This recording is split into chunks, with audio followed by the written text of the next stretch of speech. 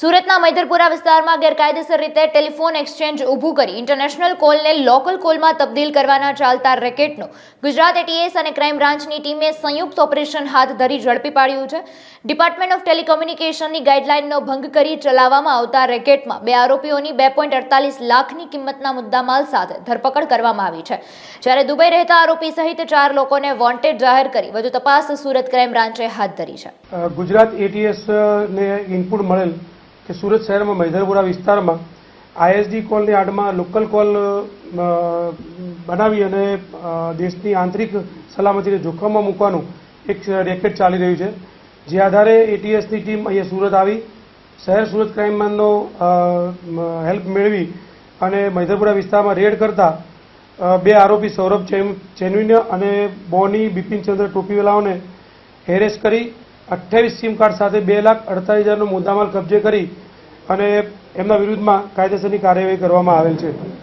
મુખ્ય આરોપી 2 છે સૌરભ અને બોની।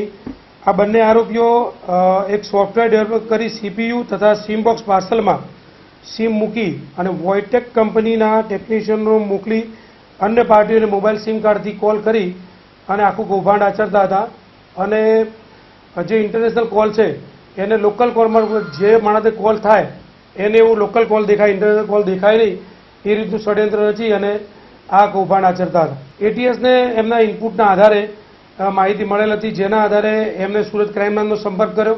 સુરત ક્રાઇમ બ્રાન્ચના અધિકારીઓની ટીમ બનાવી બંને ટીમો એક સાથે જઈ અને રેડ કરતા બંને આરોપી ત્યાંથી સ્થળ પરથી મળી આવ્યા છે અને સિમ કાર્ડનું બોક્સ, સિમ કાર્ડ એ બધું જગ્યા પરથી સ્થળ પરથી મળી આવેલ છે। બંને આરોપીઓ અમારા એટીએસની સાથે સુરત ક્રાઇમ બ્રાન્ચના પરમાર સાહેબ પણ એની સાથે જોડાયેલા, અગાઉ પકડાઈ ચૂકેલ નથી। જીગર ટોપીવાલા એ દુબઈમાં છે અને એના થ્રુ આ બધું રેકેટ ચલાવવામાં આવતું, એ તપાસ ચાલુ છે।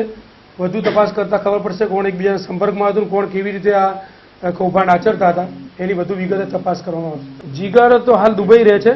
જીગર એ દુબઈના ક્રિકેટના સટ્ટાના કેસમાં અગાઉ પકડાઈ ચૂકેલો છે અને આમાં કેવી રીતે એ ચલાવતો હતો એ હવે તપાસનો વિષય છે। એ હવે આજે આ લોકોને પકડેલા છે, એમના રિમાન્ડ લેશી અને આગળની વિગત એમના આરોપીઓના પાસેથી ખબર પડશે કે કેવી રીતે આ લોકો કૌભાંડ આચરતા હતા, કેવી રીતે આઈએસડી કોલવાળાનો સંપર્ક કરતા હતા, ક્યાંથી નંબરો લાવતા હતા, એ બધી વિગતો તપાસના અંતે જોવા મળશે।